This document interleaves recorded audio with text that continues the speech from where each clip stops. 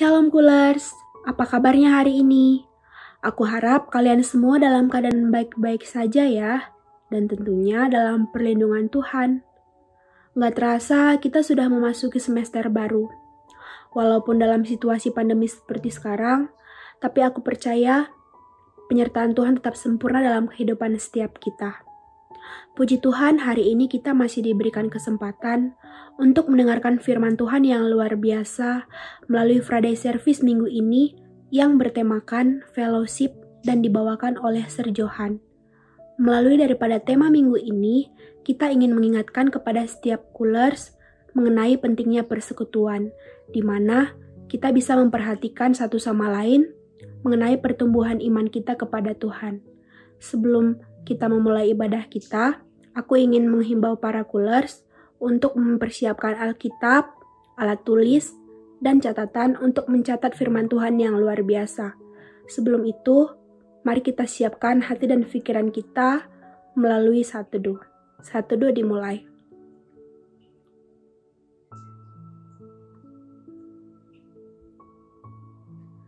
Saat teduh selesai. Selamat beribadah, Coolers. God bless you.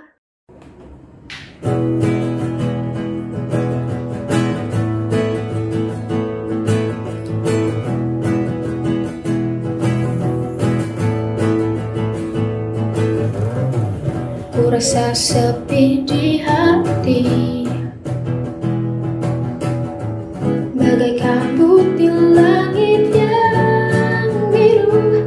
Yang ku perlukan seorang sahabat, mengisi hampa dalam jiwaku.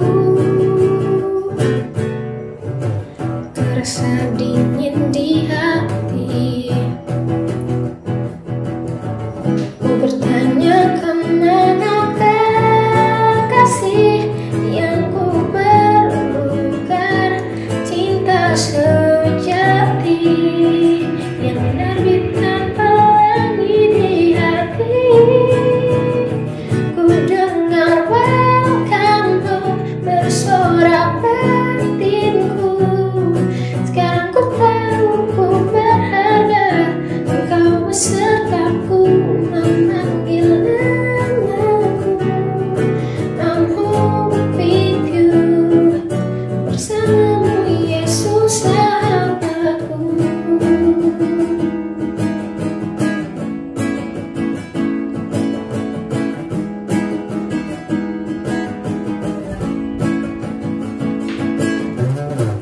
Terasa dingin di hati, ku bertanya kemana kasih yang ku perlukan, cinta sejati yang menerbitkan pelangi di hati. Ku dengar welcome home bersorak batinku. Sekarang ku tahu ku berharga, engkau besertaku memanggil namaku. I'm home with you, bersamamu Yesus sahabatku.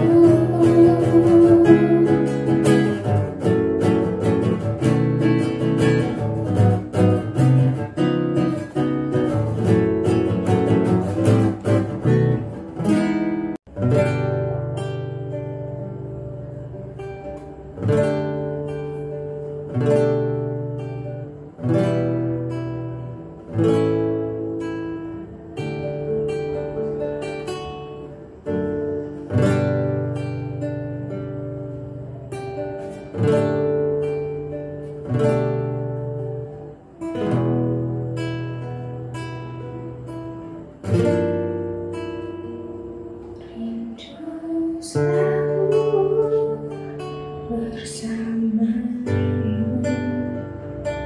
tinggal di dalam kediaman-Mu.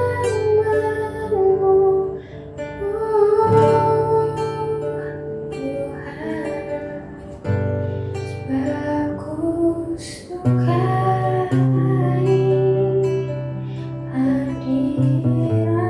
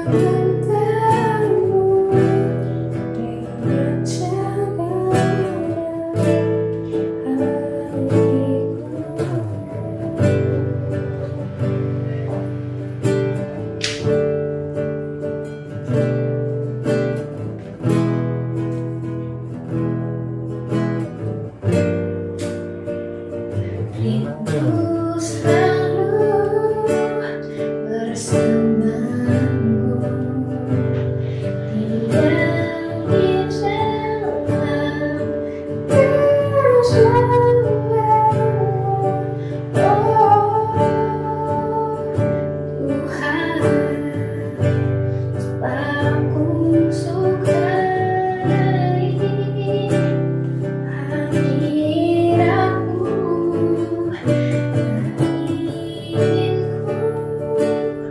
terpisahkan denganmu.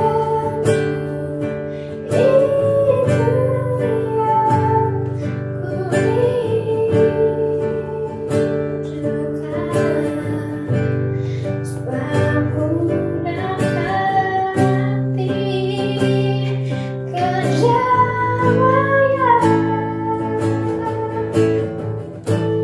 Ku nikmati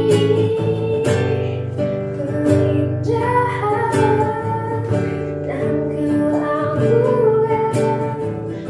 oh Tuhan. Ku nikmati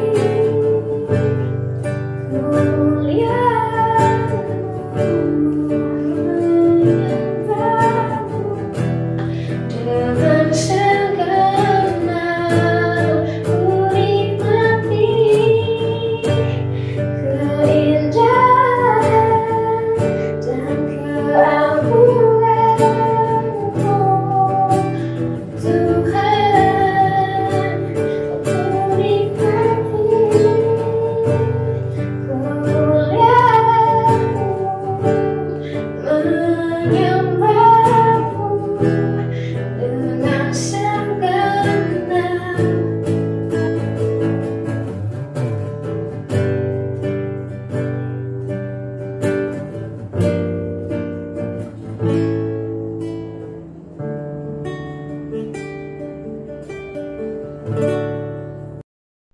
Oke, Shalom, puji nama Tuhan. Senang sekali kita bisa bersama-sama kembali bersekutu, khususnya dengan pembahasan firman Tuhan, dengan topik yang disampaikan kepada saya, yaitu mengenai fellowship atau suatu komunitas orang percaya. Ayat yang akan kita bahas adalah dari kitab Ibrani, pasal 10, ayat 24 sampai 25. Mari kita baca sama-sama. Demikian firman Tuhan. Ibrani 10 ayat 24 sampai 25. Dan marilah kita saling memperhatikan supaya kita saling mendorong dalam kasih dan dalam pekerjaan baik. Janganlah kita menjauhkan diri dari pertemuan-pertemuan ibadah kita seperti dibiasakan oleh beberapa orang. Tetapi marilah kita saling menasihati dan semakin giat melakukannya menjelang hari Tuhan yang mendekat. Mari kita berdoa. Bapa di surga, kami sungguh bersyukur atas kesempatan yang Tuhan berikan kepada kami, yang walaupun kami tidak bertemu fisik, tetapi kami bisa sama-sama bersekutu di dalam anugerah Tuhan melalui YouTube, melalui online system yang boleh kami manfaatkan. Dan kami berdoa ya Tuhan, kiranya firman yang diberitakan boleh membuat kami dibukakan, dibuat mengerti, untuk kami hidup dalam satu komunitas, untuk kami hidup di dalam satu fellowship bersama anak-anak Tuhan yang lainnya, sehingga nama Tuhan boleh dimuliakan. Bukakan pengertian kepada kami ya Tuhan, supaya kebenaran ini menjadi nyata dalam kehidupan dan pikiran kami. Terus kami bersyukur ya Tuhan, di dalam nama Yesus kami berdoa. Amin. Oke, puji nama Tuhan. Menarik sekali kalau kita membaca di ayat yang kita telah sama-sama baca tadi, kita melihat bahwa di dalam kekristenan atau di dalam konteks umat percaya, Tuhan menghendaki adanya satu komunitas. Tuhan menghendaki adanya perkumpulan orang-orang percaya. Nah, nanti kita akan masuk ke dalam seperti apa harusnya komunitas tersebut, seperti apa harusnya fellowship orang-orang percaya. Mari kita lihat konteks sebelum ayat ini ada. Kita akan lihat mulai dari ayat 1 sampai 23, kita melihat yang pertama, penulis kitab Ibrani mengkontraskan antara hidup di bawah hukum Taurat di satu sisi dan kemudian hidup di bawah kehendak Allah melalui Kristus di sisi yang lain. Dan ini menarik sekali bagaimana penulis Ibrani, bagaimana Alkitab menuliskan kepada kita. Yang pertama adalah terkait bahwa hukum Taurat itu bayangan dari keselamatan yang akan datang. Kita mengerti dengan baik bahwa pola ritual perjanjian lama untuk bisa menghapus dosa maka dibutuhkan korban darah binatang. Dan setiap kali kita terus-menerus berbuat dosa, maka terus-menerus pula harus ada pengorbanan darah binatang. Dan sampai kapanpun tidak akan pernah menyucikan manusia. Pengorbanan melalui darah binatang tidak akan pernah membuat manusia tidak berdosa lagi, karena terus-menerus hidup di bawah kutuk dosa. Tetapi gambaran ini sebenarnya hanya bayangan akan nanti akan ada darah domba Allah, yaitu Kristus sendiri yang menghapus dosa manusia sekali sampai selamanya. Dan manusia bisa dikuduskan, boleh layak masuk ke dalam kerajaan surga. Nah, ini konteks yang dibahas di pasal 10 yang awal-awal, yaitu penulis kitab Ibrani mengkontraskan zaman perjanjian lama di mana manusia hidup di bawah hukum Taurat dan segala ritual-ritualnya dengan zaman sekarang di mana manusia hidup oleh anugerah Allah di dalam pengorbanan Kristus. Nah, kita bisa melihat bahwa korban-korban binatang itu hanya bayangan saja. Tuhan tidak berkenan kepadanya. Tetapi Tuhan merencanakan suatu rencana agung melalui kematian Kristus di kayu salib. Pengorbanan darah domba Allah yang membuat Allah berkenan.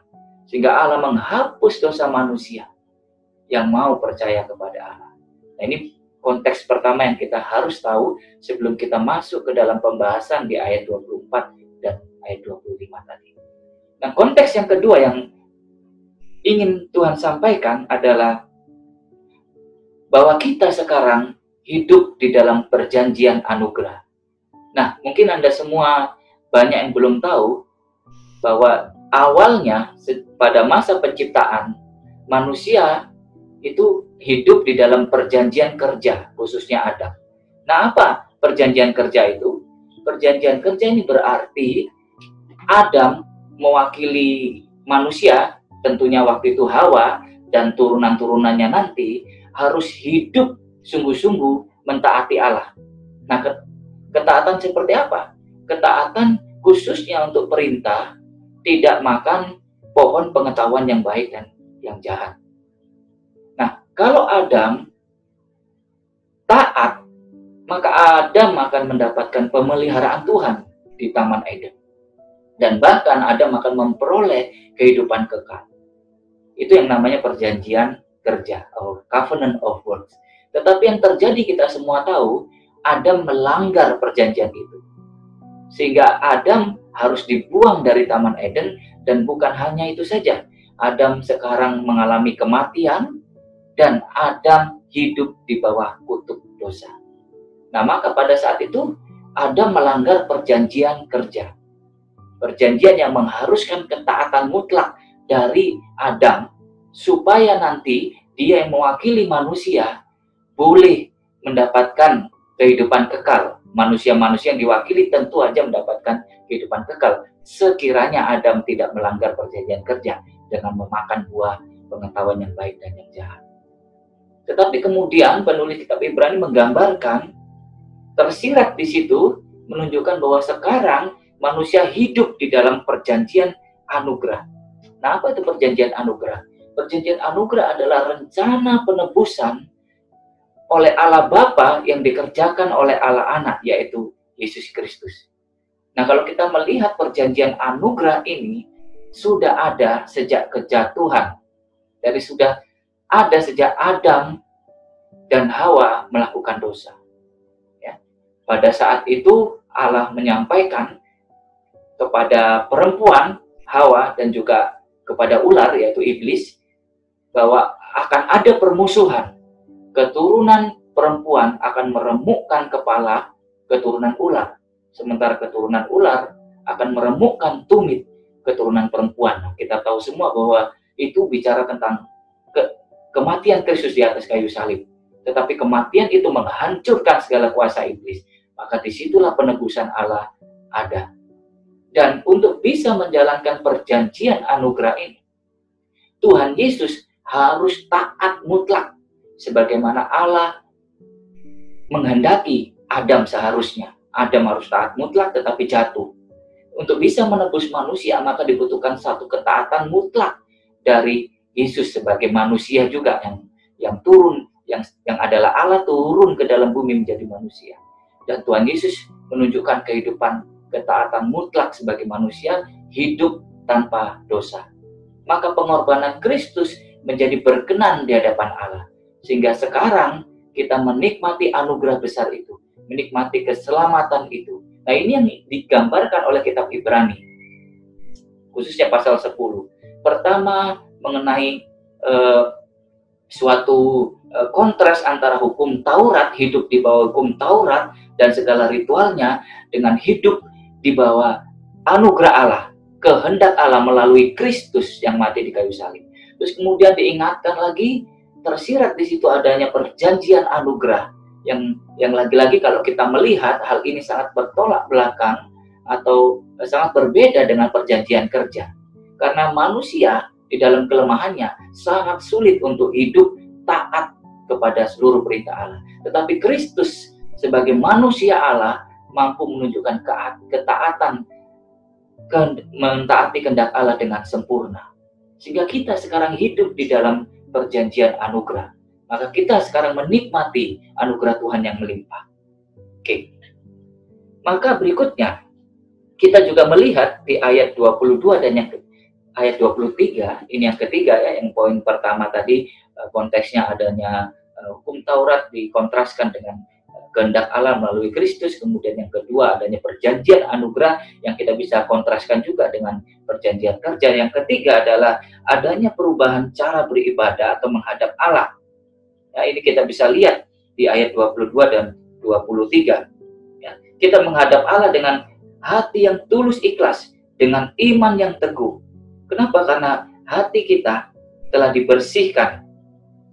Hati nurani kita dibersihkan, tubuh kita juga telah dibersihkan. Kita harus berpegang teguh kepada pengharapan kita karena Ia yang menjanjikannya setia.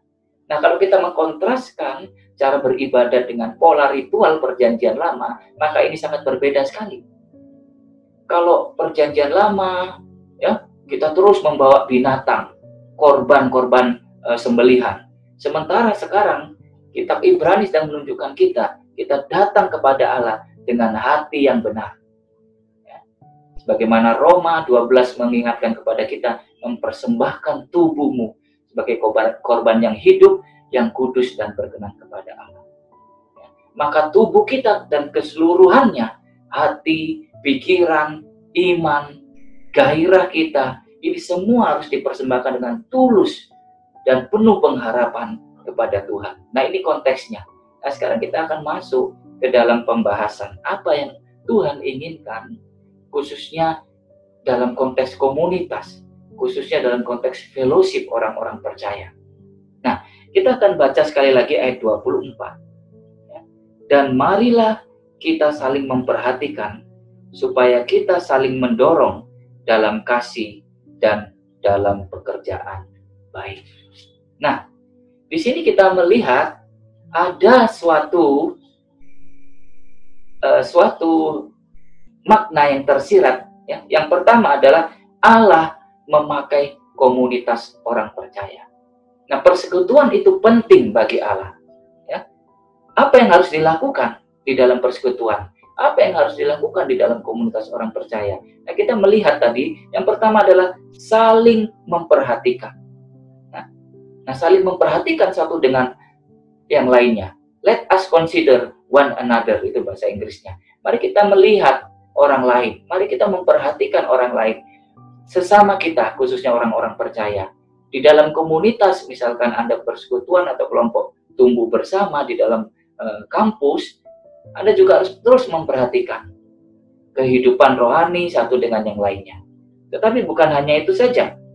Di ayat 24 kita juga diminta Allah untuk saling mendorong, atau to provoke, itu bahasa Inggrisnya ya. Saling mendorong. Ya, apa? Mendorong seperti apa? Untuk mengasihi dan berbuat baik. Nah, kalau kita lihat ini dalam konteks yang kita bahas tadi, 3 tadi, maka ini menjadi jelas. Ya. Kenapa kita dipanggil untuk saling memperhatikan dan mendorong, supaya kita menyatakan kasih, supaya kita menyatakan perbuatan baik. Karena kita adalah orang-orang yang sudah ditebus. Karena Kristus melalui anugerah Allah yang besar mengorbankan dirinya. Kita yang harusnya mati, kita yang harusnya dihukum, tetapi semuanya ditimpakan kepada Kristus, sehingga kita beroleh anugerah, sehingga kita beroleh keselamatan. Kasihnya begitu besar pada kita orang percaya, sehingga tidak ada alasan lain kita hidup di dunia. Maka kita harus mengorbankan cinta kasih Allah juga kepada sesama kita. Kita harus saling mengingatkan teman-teman kita untuk terus hidup di dalam kasih itu, untuk terus melakukan perbuatan baik. Nah, ini yang membedakan kekristenan dengan agama-agama lain. Agama-agama lain berusaha berbuat baik untuk mendapatkan keselamatan. Tetapi di kekristenan, keselamatan itu sudah diberikan Allah secara cuma-cuma melalui pengorbanannya. Perbuatan baik adalah respon kita atau ekspresi hidup kita yang penuh syukur kepada Allah karena keselamatan yang Tuhan beri. Yang Alkitab sampaikan kepada melalui Rasul Paulus mengatakan, kerjakanlah keselamatanmu. Ini bukan untuk mendapatkan keselamatan, bukan.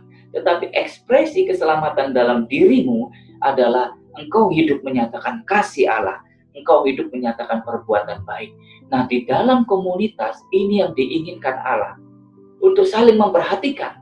Kalau kita melihat teman-teman kita yang hidupnya sudah suam-suam kuku, hidupnya sudah tidak lagi mengorbankan kasih Kristus, hidupnya mengobarkan kasih Kristus, hidupnya tidak lagi menunjukkan perbuatan baik, maka kita harus perhatikan, maka kita harus dorong untuk kembali kepada itu. Maka kita harus ingatkan dia bahwa Kristus sudah menebusmu. Kita hidup di dalam perjanjian anugerah, kita hidup di dalam kasih-Nya yang besar. Maka jangan sia-siakan hidupmu. Jangan sia-siakan hidupmu dengan tidak mengobarkan kasih Allah. Jangan sia-siakan hidupmu dengan tidak melakukan perbuatan baik. Nah, inilah komunitas orang percaya itu. Inilah yang dikehendaki Allah di dalam komunitas, di dalam satu fellowship. Orang-orang percaya, anak-anak Tuhan yang bersama-sama berkumpul. Masalah demi masalah mungkin akan mengganggu kita, yang membuat fokus hidup kita melenceng dari memuliakan Allah kepada mengasihani diri. Nah, disinilah peran komunitas untuk saling mengingatkan, memperhatikan, dan mendorong untuk terus melakukan perbuatan baik. Nah, kita melihat itu yang pertama, ayat 24. Saling memperhatikan dan mendorong. Kasih menjadi dasar kita melakukan perbuatan baik. Ya. Ingat ya, kasih, khususnya kasih dari Allah, menjadi dasar kita melakukan perbuatan baik. Karena perbuatan baik bisa dilakukan tanpa kasih. Dan tentu ini yang bukan diinginkan oleh Alkitab. Tentu ini bukan perintah Tuhan. Perbuatan baik tanpa kasih tidak ada maknanya. Ya. Bahkan kitab Roma menulis, apa aja yang dilakukan tanpa iman itu dosa. Dengan kata lain, kalau kita melakukan pekerjaan baik sekalipun, tapi tidak didasari oleh kasih Allah, tidak didasari oleh iman kepada Allah, maka itu pun berdosa.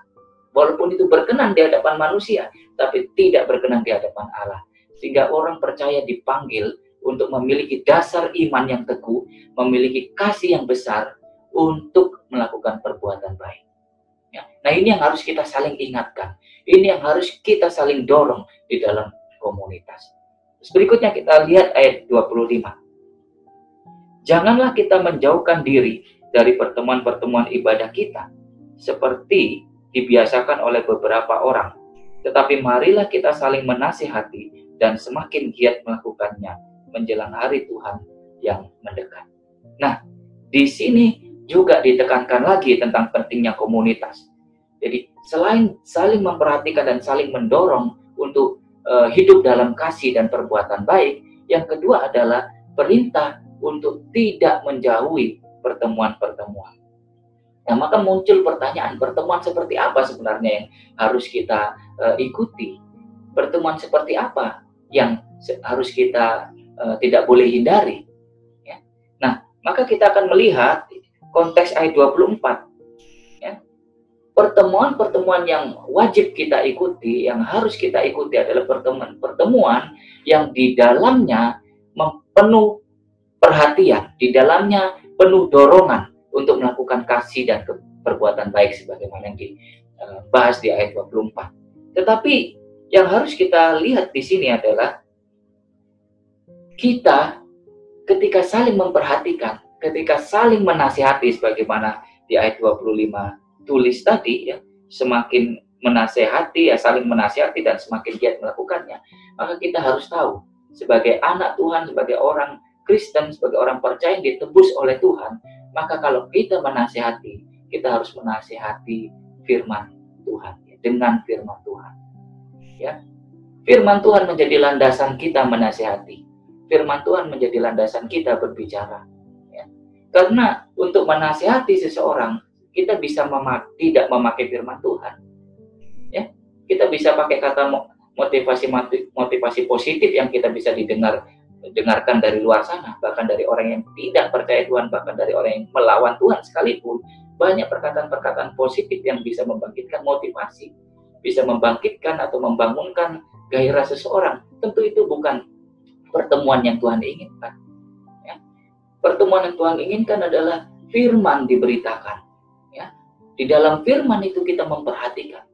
Di dalam firman itu kita saling mendorong untuk berbuat baik dengan kasih yang besar. Ya. Tanpa firman, maka kita akan bicara sesuatu yang tidak jelas.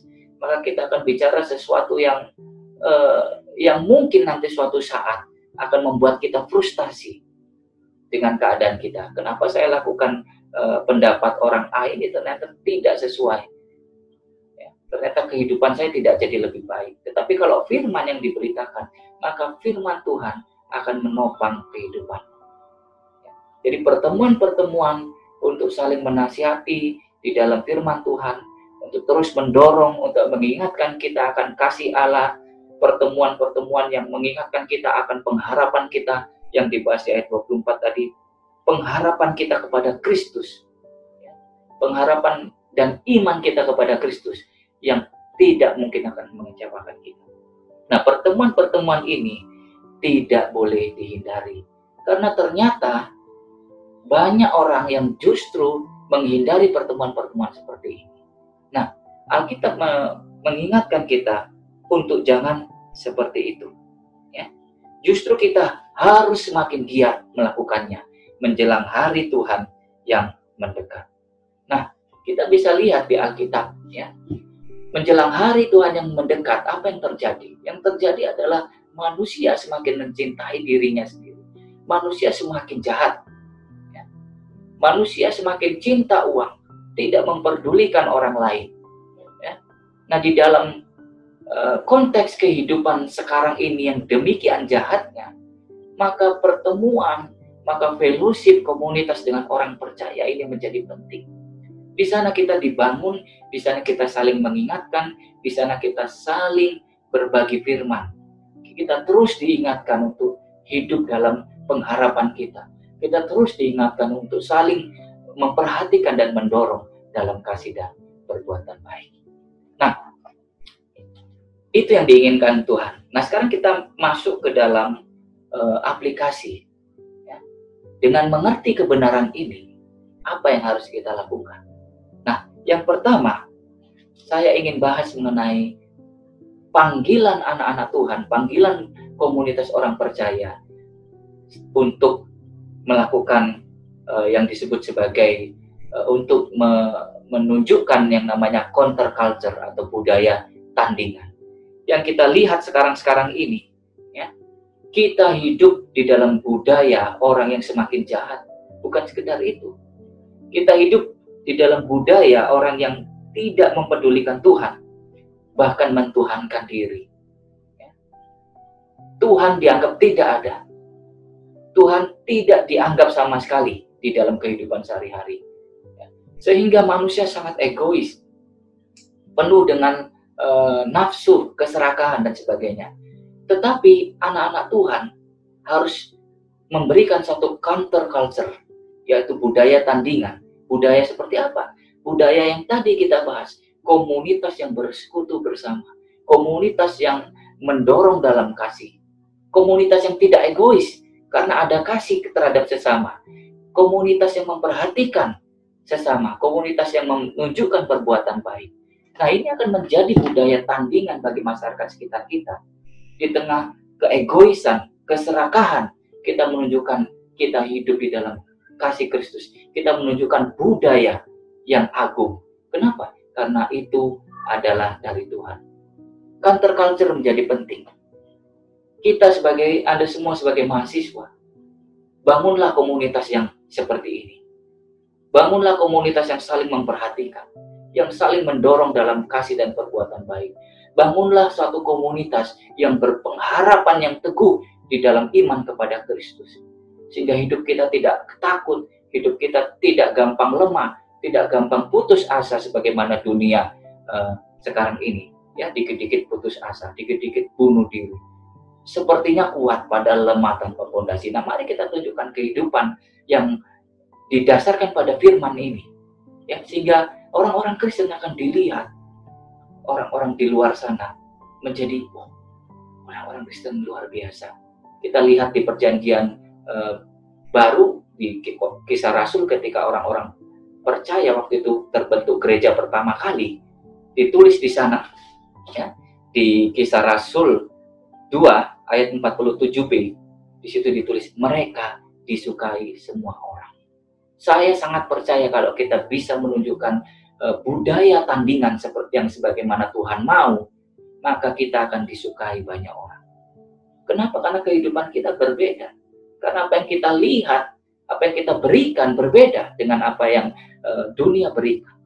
Ada kasih di sana, ada ketulusan di sana, ada pengharapan di sana, ada kehidupan yang kuat.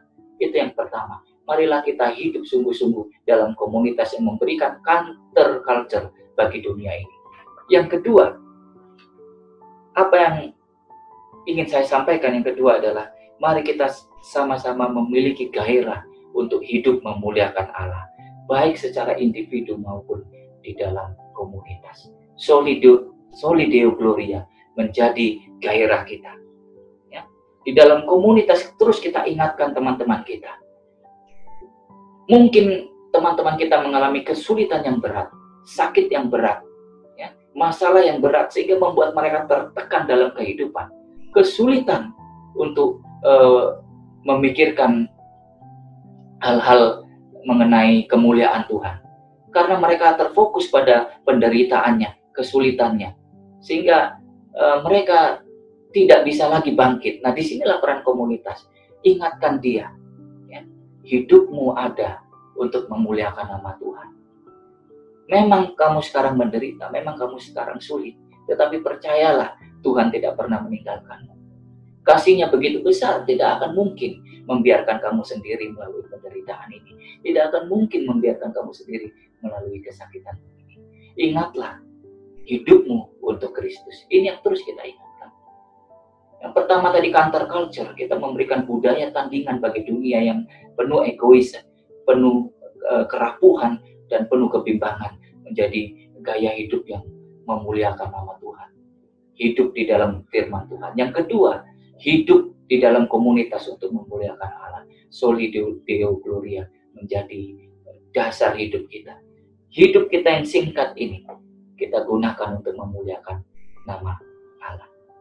Demikian firman yang bisa saya bagikan. Saya sungguh berharap kita semua berdoa. Kita semua sungguh-sungguh memikirkan firman ini. Kita lakukan di dalam komunitas kita. kita terus perhatikan, saling memperhatikan, kita terus saling mendorong akan kasih perbuatan baik. Ingatkan pengharapan di dalam Tuhan. Ingatkan mereka untuk hidup memuliakan nama Tuhan. Ingatkan mereka bahwa mereka telah ditebus oleh darah Kristus. Mereka telah disucikan dan saatnya sekarang untuk menyatakan kasih Allah kepada dunia. Mari kita menutup dalam doa. Terima kasih ya Tuhan atas firman Tuhan yang singkat ini. Namun kami kembali diingatkan akan tugas kami, khususnya dalam komunitas, untuk saling memperhatikan, saling mendorong, untuk saling menguatkan di dalam pengharapan, di dalam kasih, dan di dalam pekerjaan baik. Kami sungguh bersyukur ya Tuhan atas kebenaran ini. Kiranya Tuhan menolong kami untuk kami bisa memberikan budaya tandingan, counterculture kepada dunia ini, sehingga mereka bisa melihat Kristus di dalam diri kami, sehingga kehidupan kami boleh menjadi berkat bagi sekeliling kami. Yang kedua, ajarkan kami untuk terus hidup demi kemuliaan nama Tuhan, tidak mengasihani diri kami, tidak fokus pada kesulitan kami, tetapi hidup hari demi hari untuk memikirkan tentang kemuliaan Allah di muka bumi ini. Terpuji nama-Mu ya Tuhan. Berkati ya Tuhan persekutuan mahasiswa di tempat ini, dan siapa saja yang mendengar firman Tuhan ini, kiranya terus dibangun oleh pengenalan akan Allah yang semakin baik dari hari ke hari. Terpuji nama Tuhan, di dalam nama Tuhan Yesus Kristus kami berdoa. Amin. Tuhan memberkati kita semua. Shalom Coolers. Kembali lagi. Jadi udah minggu pertama aja, udah kuliah aja ya. Padahal kemarin kita itu masih tenang-tenang libur ya kan. Sekarang udah kuliah. Tetap semangat ya. Walaupun online, walaupun masih dari rumah, harus semangat, guys. Jadi di sini aku dengan rekan aku Claudia bakal bawain Cool News Update seperti biasa. Dan di Cool News Update kita yang pertama itu ada Cool Social Media. Jadi di Cool Social Media itu kita ada Line. Jadi di Line kita bakal infoin semua tentang event-event cool, tentang ibadah-ibadah cool setiap minggunya. Itu. Jadi bagi kalian yang mau dapat info-infonya, kalian bisa add line kita di @syb8539x. Dan tak kalah juga kita masih ada Instagram. Kali ini di situ nanti bakal diposting semua info-info ibadah kita setiap minggunya. Jadi stay tune. Dan di-follow juga. Dan kita juga masih ada Facebook. Facebook kita itu adalah Cool Praise Univ. Dan tak kalah juga kita itu ada YouTube. Tuh, jadi di YouTube itu kita masih banyak video-video dari tahun-tahun kemarin. Banyak deh pokoknya. Kalian harus like video-videonya, kalian harus komen, kalian harus subscribe itu channel YouTube-nya. Dan tak kalah juga kalian harus share supaya makin banyak yang terberkati. Berhubung ibadah kita melalui online, maka bagi Coolers yang ingin memberikan persembahan bisa melalui OVO dengan nomor 082370255666 atas nama Cool Praise Univ, atau bisa ditabung dan diserahkan secara langsung nantinya. Oh ya teman-teman, di sini kita ada apa lagi ya? Kita ada open registration untuk Komsel. Nah teman-teman, sebenarnya Komsel itu apa sih? Nah Komsel itu dimana kalian bisa sharing firman Tuhan secara bersama, dan kalian bisa saling mengenal satu sama lain juga yang belum kenal, apalagi untuk teman-teman yang baru masuk nih, Coolers. Nah kalian bisa registrasi ya. Dan untuk registrasi kalian bisa hubungi kepada Kak Stasya atau Hiskia. Nah nanti kalian hubungi ya kalau misalkan kalian belum registrasi. Dan tak henti-hentinya kami mengingatkan untuk kalian semua yang ingin berkeluar rumah, kemanapun itu, tetap jaga kesehatan ya. Jangan lupa pakai masker dan bawa selalu hand sanitizer, cuci tangan lah gitu. Dan jangan lupa untuk saling mendoakan kepada teman-teman kita yang ada jauh dimanapun mereka berada. supaya terhindar dari segala apapun itu yang mencoba kita. Dan kita sama-sama berdoa untuk negeri kita Indonesia supaya pandemi ini segera berakhir dan kita bisa balik ke Cikarang lagi biar ibadah kulnya offline dong tentunya. Oke, itu aja untuk minggu ini. Saya Andre. Saya Claudia. And God bless you.